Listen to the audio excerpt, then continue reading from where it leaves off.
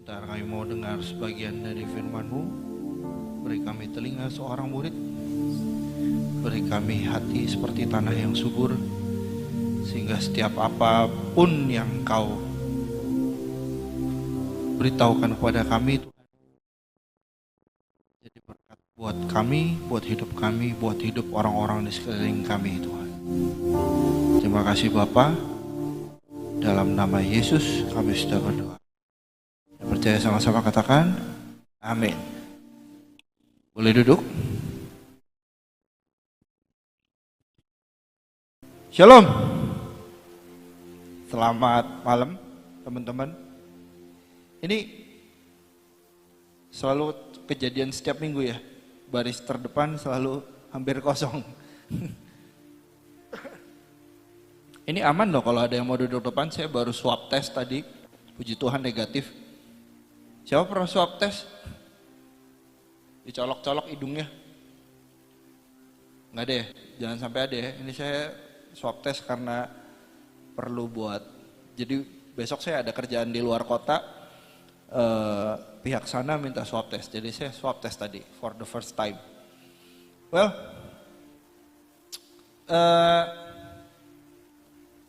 apa ya, kita sama-sama lihat di dunia ini semua jadi berubah ya. Saya biasanya kerja keluar kota, nggak perlu pakai tes-tesan gitu, pergi-pergi aja. Nggak perlu, tadi rasanya aneh banget loh. Kamu pernah ngerasain nggak sih hidung dicolok pakai cotton bud gitu? Aneh banget rasanya. Terus udah dicolok gitu ya, diputar-putar lagi. Jadi tahun ini pun ternyata kita pikirkan udah 2020 lewat gitu ya, coronanya juga ikut pergi, ternyata belum. Masih ada aja. Sekolah masih online semua kan? Ya. Belum ada yang sekolah offline kan? Ya, puji Tuhan kita udah boleh kebaktian offline. Bayangin kalau semuanya harus online, semua kita di rumah terus, bosen ya? Ya, hari-hari ini segala sesuatu aneh. Segala sesuatu gak seperti biasanya. Dan siapa kemarin datang tanggal 12 Januari? Hampir semua ya. Hampir semua datang ya. 12 Januari di ibadah umum Oma bilang ini adalah warning. Warning, peringatan. Warning bahwa ini adalah akhir dari akhir zaman. Udah dekat nih. Jadi kita tambah dekat ke akhir zaman. Ya. Tapi kok gue kayaknya belum selesai dengan hidup gue. Makanya masih dikasih waktu sama Tuhan. Kita kejar sama-sama. Ya. Tapi kok gue belum kawin, belum nikah. Nikah itu bukan tujuan hidup. Ya. Ada tujuan hidup yang lebih besar yang Tuhan siapkan. Either kamu harus menikah atau enggak. Menikah itu salah satu sarana untuk membantu mencapai tujuan hidup. Ya. Jadi jangan jadikan nikah itu jadi tujuan hidup, bukan. Ya. Ingat. Jadi kalau masih jomblo ya udah santai aja. Ya. Nah, Oma bilang hari-hari ini nih warning. Terus Oma bilang kita harus lakukan 3 hal, ingat gak? Satu apa? Kenapa? Apa? Melekat ya, melekat sama Tuhan. Terus kedua, punya hubungan yang intim sama Tuhan. Yang ketiga,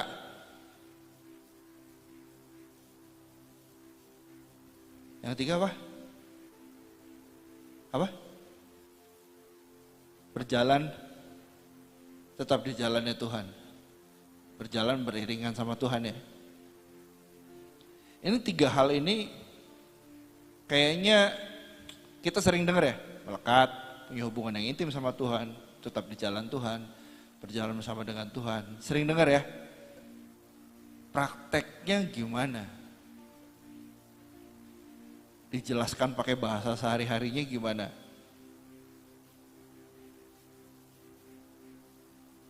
Kalau kamu perhatiin, Oma bilang ada satu ayat, itu berkat buat tahun ini. Apa ayatnya? Ada ingat gak? Ada ingat? Di kitab salah satu nabi besar, gak ada ingat?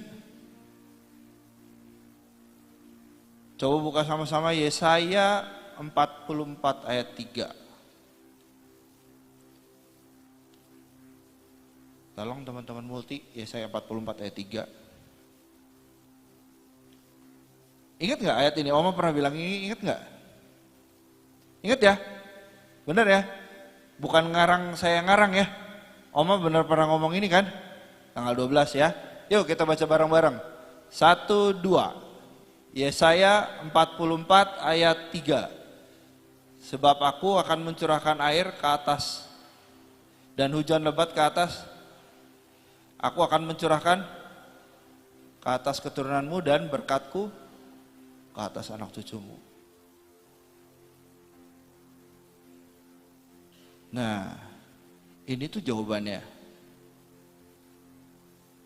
Ini jawabannya. Kenapa ini jawabannya? Untuk dapat berkat, itu berkatnya di bawah ya.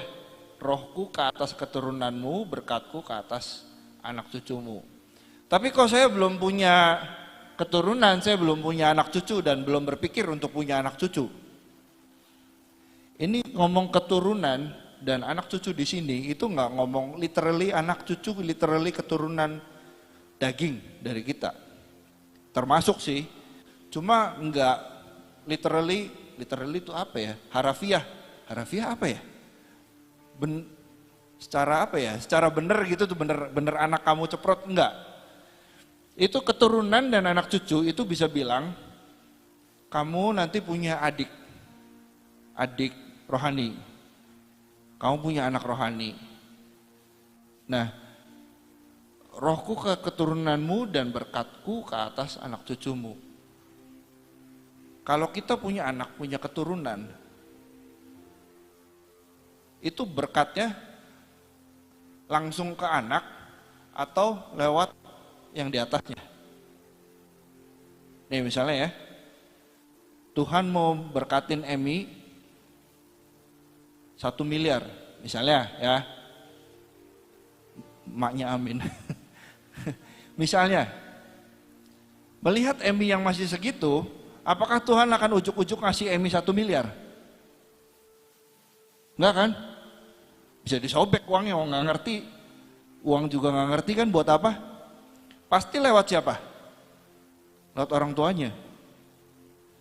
Nah, berarti kalau Tuhan mau mencurahkan roh dan berkatnya ke atas keturunan kamu dan anak cucu kamu, berarti siapa dulu yang akan diberkatin dan siapa dulu yang akan dapat rohnya? Kita semua. Ya, baru kita bisa terusin ke bawah. Berarti ayat ini berkatnya buat kita juga gitu. Jadi jangan kau pikir nanti yang diberkatin berarti anak gua doang dong. Enggak. Ya, paham ya? Nangkep semua? Oke, lanjut ya.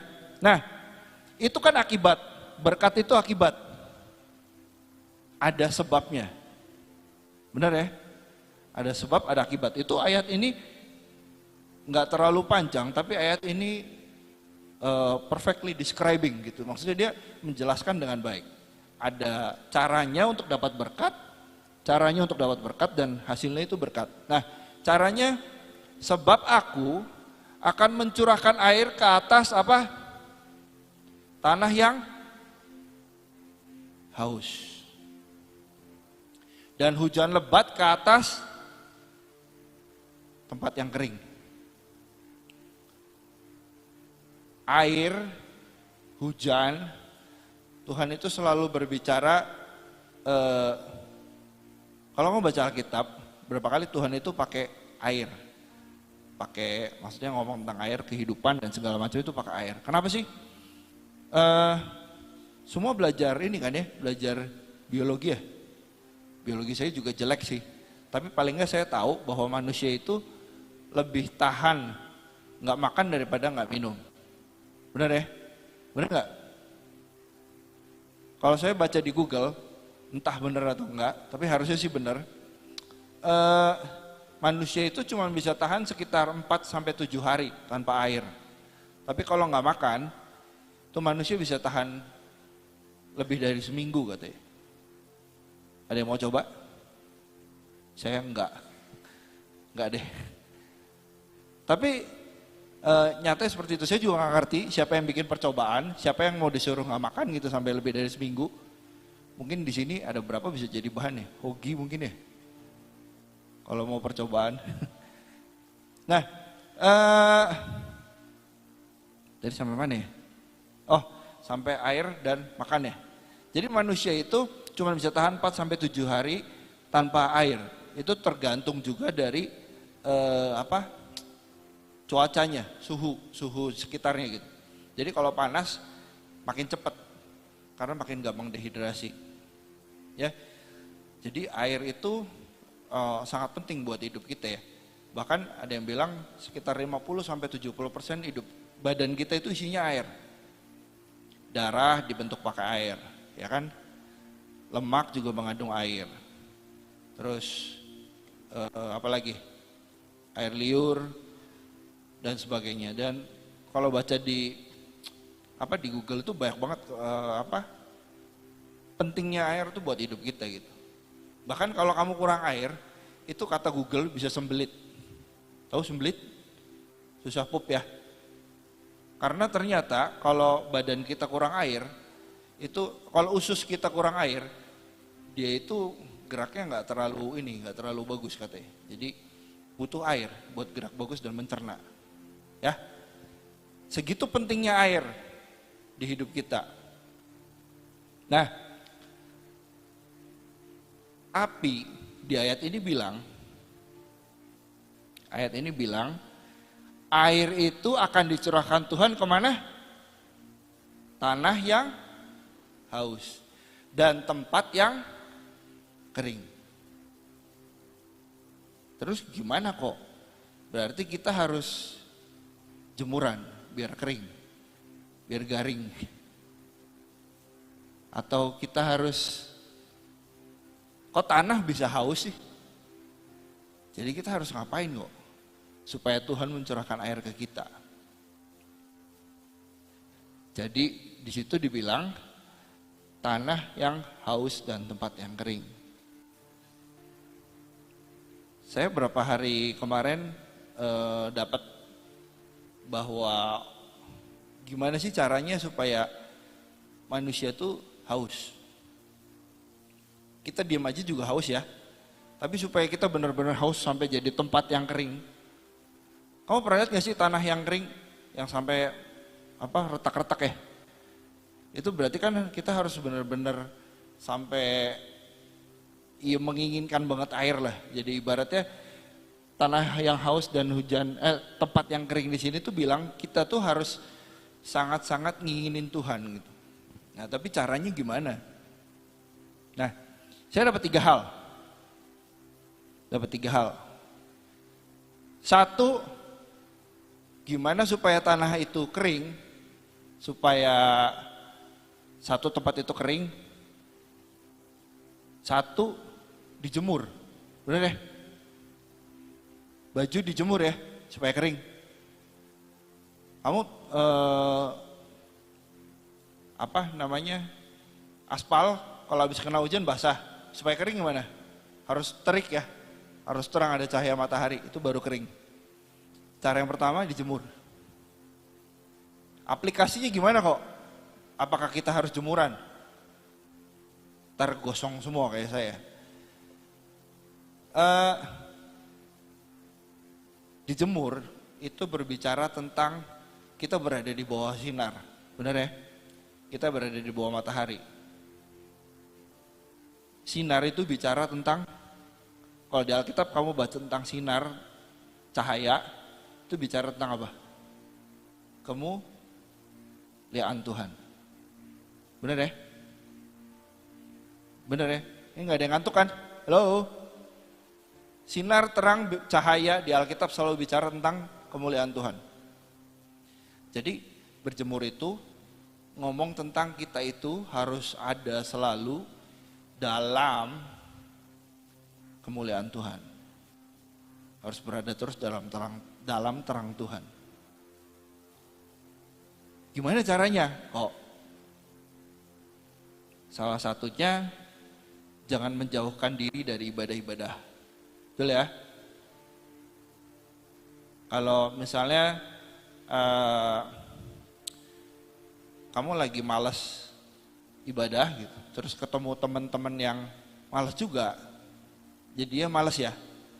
Manusia itu cenderung cari teman, bener nggak? Cenderung cari teman ya. Kalau misalnya jadi gini, teman itu bisa membuat kita membenarkan apa yang kita lakukan. Benar ya? Kayak misalnya orang pakai narkoba, itu biasanya cari teman-temannya orang pakai narkoba lagi. Kenapa? Ya ya gue bener gitu tuh, ada temennya aja bukti ya. Jadi orang itu akan selalu cari teman yang senasib, sepenanggungan. Yang jomblo cari sama yang jomblo. Enggak. Jadi selalu ada kecenderungan untuk cari teman. Selalu ada kecenderungan untuk cari teman, dan itu tuh jadi pengaruh hidup kita. Ya. Kalau kita ada di lingkungan yang sama-sama suka cari Tuhan, kita ada di lingkungan yang sama-sama hidup ya benar, itu hidup kita cenderung benar. Kalau enggak, ya enggak. Gitu.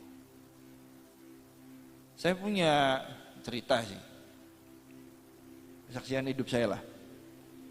Jadi waktu awal kuliah sini, siapa yang udah kuliah? Ada berapa ya? Udah pada kuliah ya? Pernah, jangan ditiru sih, pernah gak ngalamin IP-nya 0, 0, amit-amit ya Angel ya, jangan sampai ya. IP-nya 0, nggak pernah, puji Tuhan, jangan sampai ada yang pernah ya. Saya tuh pernah ngalamin, IP saya 0,67. Bukan sesuatu yang harus dibanggakan, tapi gini, dari situ saya belajar. Tapi cukup saya aja yang belajar ya, kamu nggak perlu ikut-ikutan IP jadi 0,67, jangan. Saya itu hari-hari itu cari temen ya yang senasib gitu, yang IP-nya sama-sama segitu. IP-nya sama-sama segitu, jadi ya saya ngerasa ada temennya, nggak apa-apa. Nanti kalau DO bareng. Kalau dapat jelek bareng. Dan kalau kita ujian dapat nilainya 20, 30, itu kita ketawa bareng. Sama ya kita gobloknya ya. Itu bisa gitu. Sampai satu titik saya bertobat. Udahlah, ini kalau gini terus gue gak akan lulus. Sampai akhirnya satu titik gue bertobat, udahlah gue cari temen yang orang Cirebon bilang campleng. Ya, cari temen yang bener. Nah, jadi gue ganti pergaulan, carinya teman-teman yang IP-nya terancam 4. Jangan cari yang sama. Kalau cari yang sama, lu gak akan ke bawah naik. Ya, jadi cari temen yang IP-nya bagus lah. Gitu. Karena kalau kamu berada di kumpulan yang suka belajar, terus kamu santai-santai sendiri, itu kamu gak enak sendiri. Bener gak sih? Ya.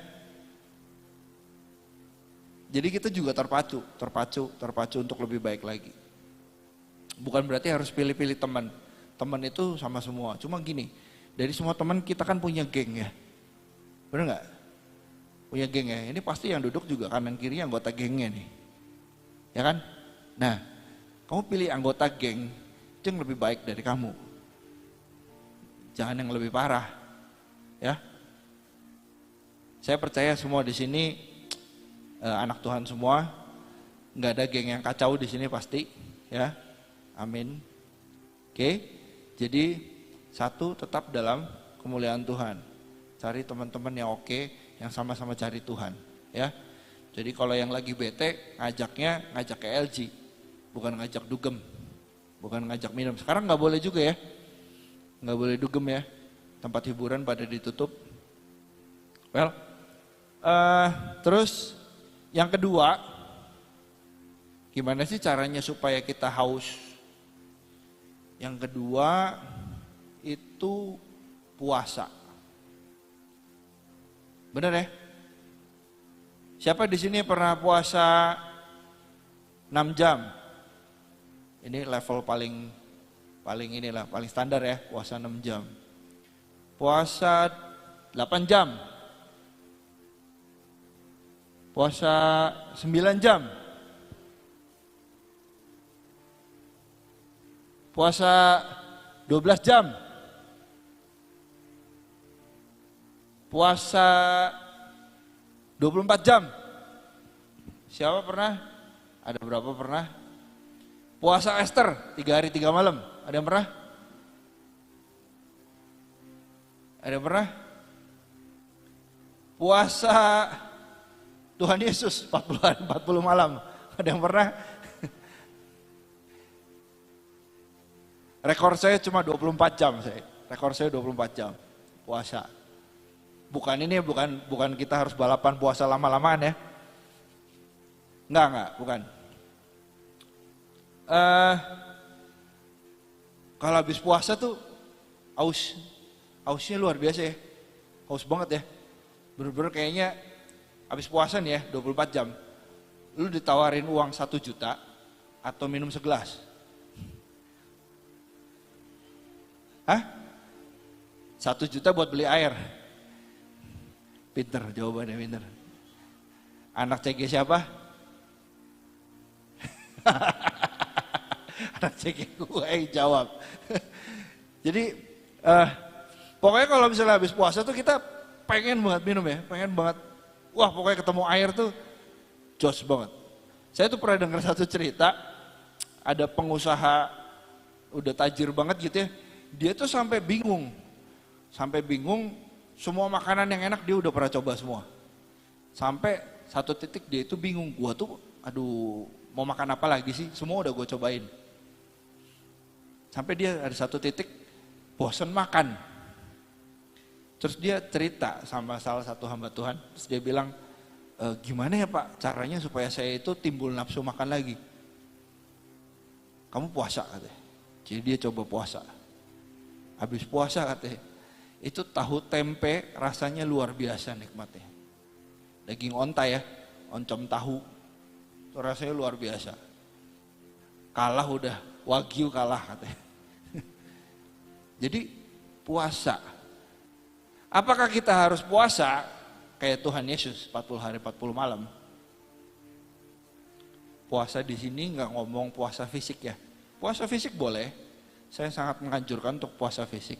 Apalagi buat yang kayak saya, celananya udah sesek semua. Boleh saya anjurkan untuk puasa fisik. Itu bagus juga katanya, menurut beberapa ahli, puasa itu bikin kita, organ pencernaan kita tuh istirahat sebentar lah. Jadi nanti waktu diisi makanan dia mencerna dengan kuat lagi. Puasa fisik boleh, tapi puasa di sini ngomong tentang puasa dari kebiasaan buruk. Siapa di sini suci 100% gak punya kebiasaan buruk? Angel mau angkat tangan. Terus di sebelahnya ada malaikat ditepak, gak jadi gini. Gak ada ya, semua punya kebiasaan buruk ya. Semua punya kebiasaan buruk ya. Puasa paling gampang. Jadi gue itu berapa hari kemarin saya udah sempat cerita ya. Saya tuh berapa hari ini lagi banyak ngutak-ngatik di bursa saham ya. Di bursa saham. Nah, saya itu berapa bulan terakhir ini lagi seneng banget. Jadi kalau kau baca berita, bursa saham tuh hijau terus. Hijau tuh artinya naik ya. Kalau merah tuh artinya turun. Sampai secara nggak sadar, saya itu jadwal baca Alkitab saya kacau. Kacau, pokoknya kacau. Jadi setiap pagi begitu bangun yang dibuka aplikasinya. Aplikasi yang buat lihat harga, bukan Alkitab. Pokoknya kacau. Terus satu titik Tuhan kasih peringatan. Tuhan kasih peringatan, tiba-tiba dalam waktu 1 minggu anjlok. Wah, pusing saya. Terus ya di situ saya ingat sendirilah, nggak usah sampai ditampar sama Tuhan langsung lah, ya. Kalau udah kayak gitu harus ingat sendiri. Oh, Tuhan yang mau ngomong, kenapa gue dicuekin? Ya, jadi kalau hari-hari ini kamu rasanya lebih banyak lihat yang lain daripada baca firman, lebih banyak nonton drama Korea. Loh, nonton drama Korea itu boleh, nggak salah, nggak berdosa. Cuma kalau kamu lebih banyak nonton drama daripada baca firman, itu salah, ya. Papa kan bilangnya, wah keselak anak gua, sampai kaget. Ya, muntah dia. Nah, jadi Oma kan bilang waktu-waktu ini sepertiga buat urusan kita pribadi, sisanya lebih banyak buat Tuhan. Bukan berarti kita itu harus dalam sehari kita 8 jam berdoa baca firman gitu, berjam-jam. Enggak. Itu termasuk kamu kerja, kamu sekolah, itu semua lakukan untuk kemuliaan Tuhan. Ya. Oke. Yang ketiga, yang terakhir. Yang ketiga, gimana sih caranya supaya kita haus, supaya kita ini jadi tanah yang kering. Yang ketiga, olahraga. Benar ya? Ada yang kalau habis di sini kalau misalnya habis olahraga capek gitu ya, ngos-ngosan terus makan cake, ada? Habis olahraga ngos-ngosan terus makan spaghetti, ada? Gak ada ya? Semua habis olahraga ngos-ngosan minum air pasti. Benar ya? Yang pertama dicari air. Ya, benar ya? Nah, olahraga berbicara tentang melatih iman. Melatih iman. Melatih iman itu sesuatu yang apa ya?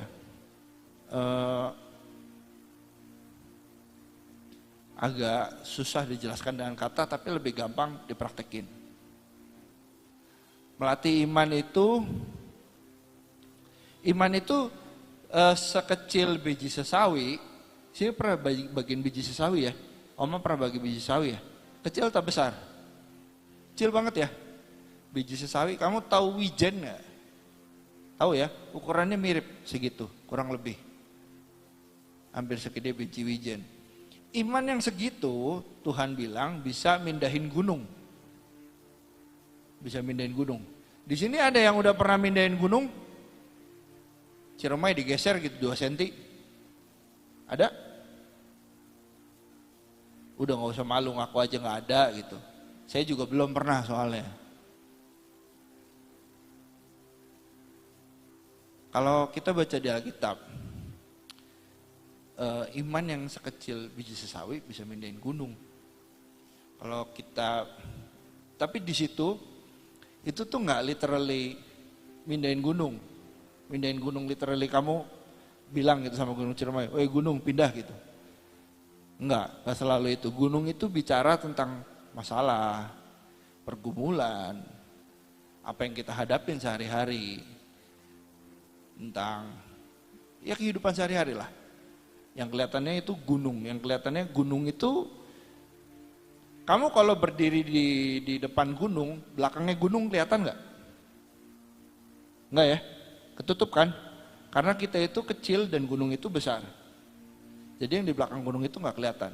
Jadi memindahkan gunung itu ngomong tentang memindahkan hal-hal yang menghalangi kita ngelihat masa depan. Paham ya? Gunung itu adalah hal-hal yang menghalangi kita lihat masa depan. Jadi bisa macam-macam masalah. Mungkin masalah di keluarga, masalah keuangan, masalah ya macam-macam lah. Banyak sekali gitu. Dan iman itu diperlukan buat mindahin semua gunung itu dan kita tuh bisa lihat masa depan.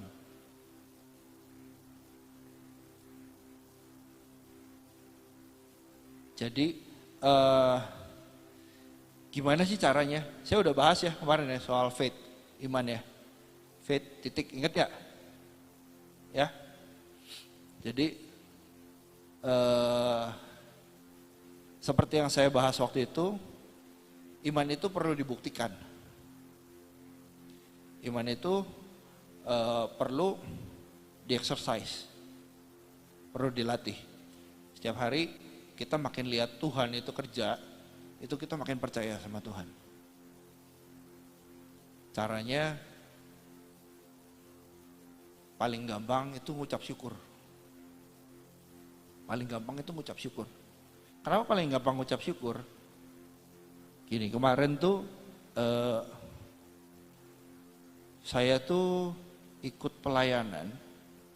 Jadi kalau teman-teman yang belum tahu, kita itu hampir setiap minggu pergi ke daerah-daerah, bagi sembako, bagi makanan, dan sebagainya, dan sebagainya. Minggu ini juga ada, tapi kebetulan slotnya udah penuh ya. Slotnya udah penuh, mungkin nanti yang selanjutnya. Jadi, kemarin itu, saya lupa nama, pokoknya daerahnya itu tuh di Jatibarang. Daerahnya Jatibarang. Lucunya nama desanya itu sama kayak nama jalan rumah saya, Karanggetas nama desanya. Jadi saya juga nggak tahu sih, pas mau pergi itu kita nggak tahu, pas datang lah namanya Karanggetas. Terus udah gitu kita itu ke satu rumah bapak-bapak. Jadi misalnya ini rumahnya. Terus jarak paling di tempat Angels itu tuh kali. Dan dia tuh bilang, saya tuh kebanjiran terus pak. Ya pasti kebanjiran. Rumahnya itu ada di bawahnya kali. Jadi gimana ya gambarinnya ya, saya nggak foto lagi kemarin. Jadi ini rumahnya dia, kamu naik ke atas, itu tuh kali di situ. Jadi kalau misalnya kalinya meluap ya pasti ke rumah dia. Terus nggak ada tempat lain gitu. Terus udah gitu kan kita kasihan. Terus kita tuh discuss di situ. Gimana kalau kita bantu kayak bedah rumah, tahu ya bedah rumah ya. Jadi kita datang bawa bahan bangunan gitu, dibangunin rumahnya, paling nggak diangkat lah, biar nggak terlalu bawah gitu rumahnya. Cuma saya ngobrol sama Pak RT-nya, Pak, ini kalau bapak ini saya nanyanya gini, Pak, kenapa bapak ini nggak dipindahin gitu tuh? Maksudnya kan ini udah tua loh bapaknya. Bapaknya tuh mungkin umur 60-70-an lah. Dan dia karena banjir, dia itu nggak enak ngerepotin tetangga. Jadi dia tuh bikin gantungan, dia tidur di atas, bawahnya air coy. Jadi bangun tidur gitu ketemu air. Jadi wah parah banget lah. Nah terus pas kita diskus sama si Pak RT-nya, Pak RT-nya bilang, Pak ini nih tanahnya tanah PU, jadi tanahnya tuh punya negara. Jadi kalau kamu bangun di situ, itu bangunan ilegal, karena itu tanah negara, nggak ada izinnya. Nah terus solusinya gimana Pak? Solusinya sebenarnya kita udah nawarin gitu, pindah ke tetangga, tapi bapaknya nggak mau, karena nggak mau ngerepotin tetangga. Nggak ada tempat lain tak Pak, saya bilang. Ya nggak ada, kecuali nunggu. Jadi katanya beberapa kilometer dari situ itu lagi dibangun. Jadi untuk warga yang nggak punya tempat tinggal tetap itu nanti mau dipindah ke situ. Jadi gimana Pak selama ini? Ya selama ini begini, belum ada pertolongan apa-apa. kita pun masih belum tahu gitu mau nolong ini gimana, karena kepentok sana kepentok sini. Sampai kemarin terakhir ya akhirnya kita bantu kasih sembako gitu ya, paling enggak dia bisa survive, nggak perlu keluar uang gitu dengan sembako yang kita kasih. Terus akhirnya kemarin tuh kita tuh bawa kasur, jadi akhirnya kita kasih kasur juga, karena biarpun nggak banjir pun dia tuh nggak punya kasur di rumah. Pokoknya parah banget lah. Jadi kalau pelayanan gitu tuh gue tuh ngerasa aduh Tuhan tuh baik banget lah sama gue. Saya tuh masih bisa tidur di atas kasur gitu ya, nggak kebanjiran, masih bisa ngerasain AC. Hidup kita tuh jauh lebih oke lah dari mereka. Jadi kalau misalnya kayak gitu tuh bikin iman kita tuh jadi bangkit gitu, dengan ngucap syukur tuh jadi bangkit. Oh ternyata Tuhan tuh care sama kita. Tuhan itu ngejagain kita gitu. Kita tuh nggak sampai parah-parah banget lah hidupnya gitu. Kita tuh masih dijagain Tuhan. Gitu. Ya. Jadi teman-teman lebih baik ngucap syukur, jangan ngeluh. Kok hidup gini-gini aja ya. Pertolongan Tuhan itu pasti datang. Waktunya kapan? Cuma Tuhan yang tahu. Tapi pasti datang. Tuhan tidak pernah terlambat, Tuhan tidak pernah terlalu cepat. Ya. Ya Bapak itu juga saya yakin pasti nanti ada jalan keluar sih. Kita masih pikirin sama-sama gimana caranya nolong Bapak ini. Ya sampai saat ini ada bagian yang masih koordinasi sama Pak RT di sana. Hopefully bisa ketemu jalan keluarnya. Wah, kasihan banget lah. Teman-teman kalau ada kesempatan bolehlah ikut gitu. Dengan gitu kita tuh lebih thankful lah sama Tuhan. Nah, terus terakhir tadi udah 3 ya. Apa aja berarti? Berjemur, ngomong tentang diam dalam kemuliaan Tuhan. 2, puasa. Puasa itu ngomong tentang melupakan kesenangan kita, lebih banyak waktu buat Tuhan. 3, olahraga, tentang ucap syukur supaya mupuk iman kita lebih lagi setiap hari. Ya, udah 3 ini, udah haus nih, udah haus kan ceritanya ya. Kita udah melakukan 3 hal ini, kita udah haus. Nah terus apa yang harus kita lakukan? Udah haus, cari air. Ya, udah haus cari air kan.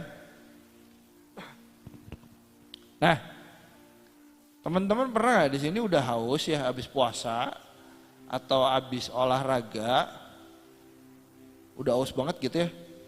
Terus minumnya minuman yang bersoda, nggak usah sebut merek ya, minuman bersoda ya. Pernah nyobain nggak? Jadi udah haus banget nih, gue haus banget nih, terus langsung minum soda. Atau nggak minum minuman manis deh, minuman manis apapun. Mau sirup, mau teh manis. Pernah nggak nyobain? Pernah ya? Enak nggak? Enak nggak? Nggak enak ya? Mungkin enak pertamanya. Apa Angel enak dah? Enak. Tapi udahnya aus lagi nggak? Malah makin aus. Jadi yang paling benar itu cuma air putih, ya. Kalau udah lagi haus banget paling benar cuma air putih. Nah ini ngomong tentang apa sih? Kalau kita haus, kita udah kering nih. Carinya Tuhan, jangan yang lain. Ya. Teman, manusia, siapapun itu nggak bisa ngilangin ausnya kita. Aus kasih sayang, aus segala macam itu nggak bisa. Cuma Tuhan yang bisa. Temen itu bukan berarti kita nggak boleh punya teman ya. Teman seteman-temannya teman, gimana sih? Sedekat-dekatnya sahabat gitu ya. Sedekat-dekatnya sahabat. Cuma bisa ya nguatin aja gitu. Misalnya kita lagi punya masalah, kita cerita sama dia, ya dia bisa gitu nguatin. Tapi tetap yang ngasih jalan keluar, yang kasih solusi siapa? Tuhan. Nggak ada lagi. Yang nolongin ya Tuhan. Bisa mungkin nolonginnya lewat teman kamu. Cuma tetap sumber pertolongan ya Tuhan, gak ada lagi.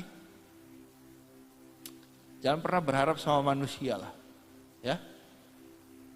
Makanya kita bilang terkutuklah orang yang mengandalkan manusia. Termasuk diri sendiri loh, manusia. Kita semua manusia ya. Jangan kepedean. Apa-apa tanya Tuhan, apa-apa serahin sama Tuhan. Saya baru ngalamin kemarin. Jadi saya follow satu akun. Akun ini nih di Instagram dia jualan laptop bekas. Jualan laptop bekas. Jadi tiba-tiba dia ngepost ada MacBook murah. Murah banget. Murah banget. Tapi ada rusaknya sedikit. Terus saya ini suka ngoprek orangnya. Jadi saya buka di Google, di YouTube. Gimana cara ganti parts yang rusak ini. Saya lihat, wah kayaknya bisa lah gua ngerjain ini, bisa nih. Gampang lah, bisa bongkar mah gampang lah. Urusan masang, urusan ntar. Pokoknya bisa. Karena berapa kali saya tuh senang ngoprek, jadi laptop saya aja tak bongkar gitu, tak ganti-ganti dalamnya. Enggak banyak sih, tapi saya senang lah, senang ngoprek-ngoprek kayak gitu, senang modif. Saya nggak senang barang standar. Ya, nah, handphone aja ini, handphone baterainya rusak, tak bongkar dewek. Karena kebetulan handphone saya belum yang pakai lem kayak model iPhone tuh kan dalamnya lem semua. Handphone saya masih handphone jadul, jadi saya bongkar gitu bisa. Ya nggak perfect banget sih, ujungnya giginya ada yang putus 3 kalau nggak salah. Tapi paling enggak handphone saya berfungsi lah. Nah, jadi saya pikir saya bisa lah benerin. Cuma biarpun harganya miring, saya itu nggak punya uang segitu. Karena uang saya lagi masukin ke barang lain, barangnya belum laku. Jadi saya belum punya uang segitu. Nah, terus si orang ini yang jual itu dia punya link di marketplace e-commerce, ya paham ya, model-model Shopee, Tokopedia dan kawan-kawan, dia tuh punya link ya. Nah, saya ini mulai iseng ngecek kartu kredit, bukan nggak boleh ya pakai kartu kredit, bukan nggak boleh, ngutang itu bukan nggak boleh, tapi tetap tanya Tuhan. Apalagi utangnya buat konsumtif, utang buat beli handphone jangan sekali-kali ya. Nah, pikir saya karena saya bisa untung, karena saya udah ngitung, spare partnya saya udah cari, ada harganya. Jadi kalau misalnya saya beli barang itu, saya bisa untung kurang lebih 25-30%. Lumayan ya. Di masa lagi susah gini saya bisa untung 25-30% kalau beli barang itu. Cuma karena saya nggak pegang uang, saya harus ngutang. Nah, saya ini punya pengalaman buruk sama ngutang. Berapa kali ujungnya tuh nggak ketutup, malah saya harus. Jadi memang orang-orang tertentu lah yang bisa mengelola utang dengan baik. Nah, saya ini ngerasa saya ini belum. Jadi saya bilang sama Tuhan, kalau boleh, saya mau beli tapi pakai ngutang nih, boleh nggak?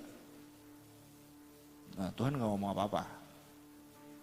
Ya udah, saya bilang, saya tanya sama Menteri Keuangan saya di rumah, Civega.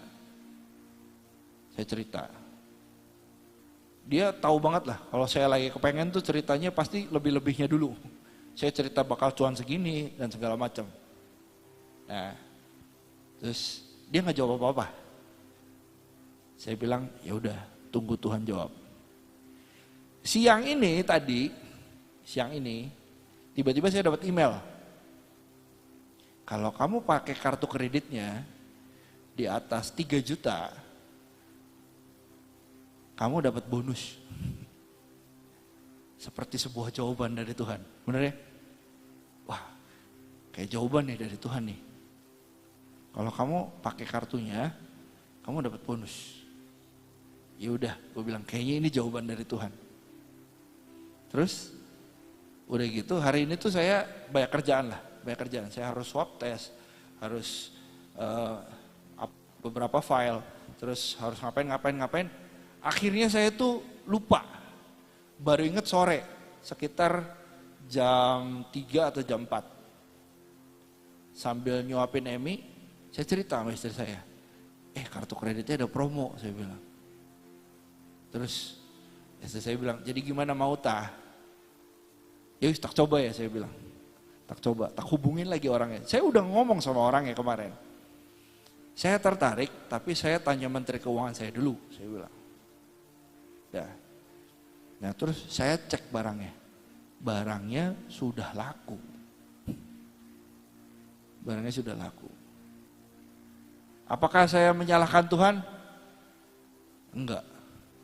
Saya bilang, ya berarti bukan jatah saya.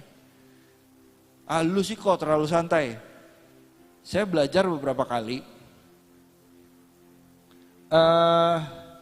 Contohnya kamera. Saya pernah sekali mau beli kamera. Saya beli kamera buat kerja ya, bukan buat hore-hore. Saya pernah sekali mau beli kamera karena saya ngerasa kamera saya itu udah nggak bisa ngejar lah, teknologi udah ketinggalan. Tapi hari itu saya belum punya uangnya, sama kejadiannya.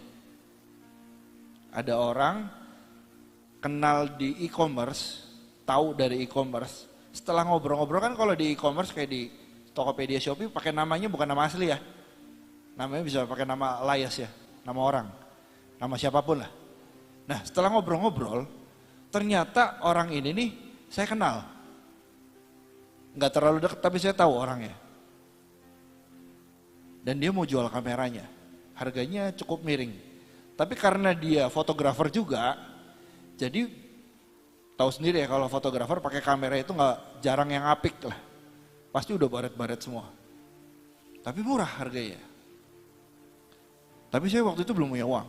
Nah, saya doa lagi sama Tuhan. Tuhan, ini kondisinya masih lumayan. Saya belum punya uang. Boleh enggak? Saya bilang. Tuhan enggak jawab.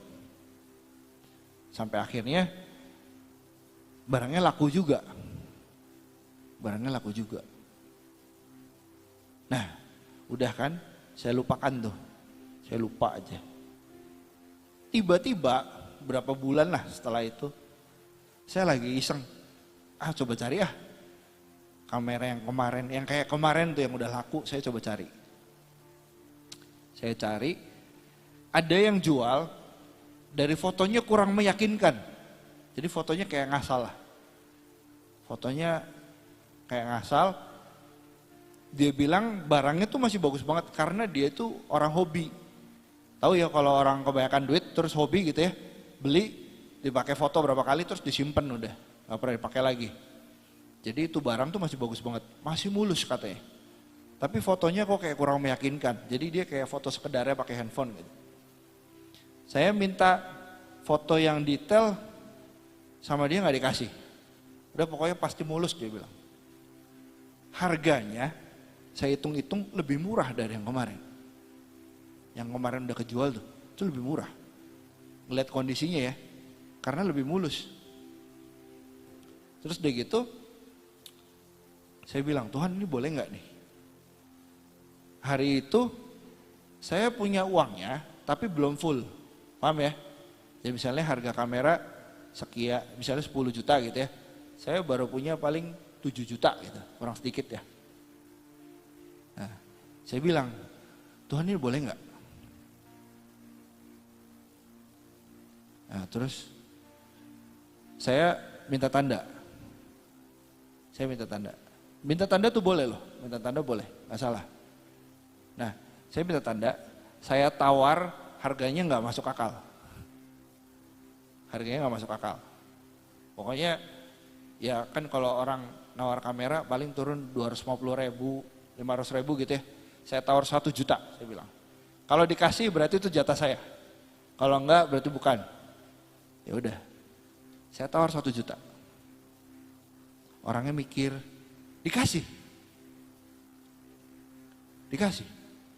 Saya bilang, ya udah Tuhan dalam nama Yesus kau yang cukupkan. Oke, saya beli. Kamera lama saya jual. Kamera lama saya nggak lama laku, saya bisa tutup, terus saya cicil cuma beberapa kali gitu ya, lunas, saya punya kamera baru. Jauh lebih bagus daripada kamera yang saya uber-uber sebelumnya. Jauh lebih bagus.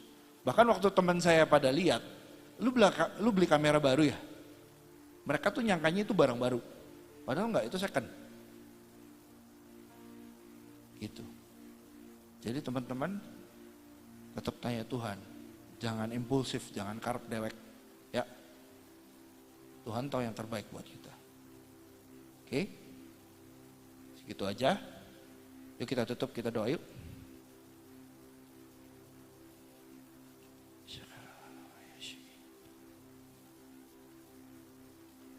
Tuhan terima kasih buat firman-Mu, buat apa yang sudah Engkau sampaikan malam ini Tuhan. Biar itu tumbuh di hati kami, berbuah 30, 60, 100 kali lipat. Dan kami jadi berkat dimanapun kami Kau tempatkan Tuhan. Terima kasih Bapa. Kami serahkan selanjutnya ke dalam tangan-Mu. Kerja terus Tuhan dalam hidup kami. Terima kasih, terima kasih. Dalam nama Yesus kami sudah berdoa. Yang percaya sama-sama katakan amin.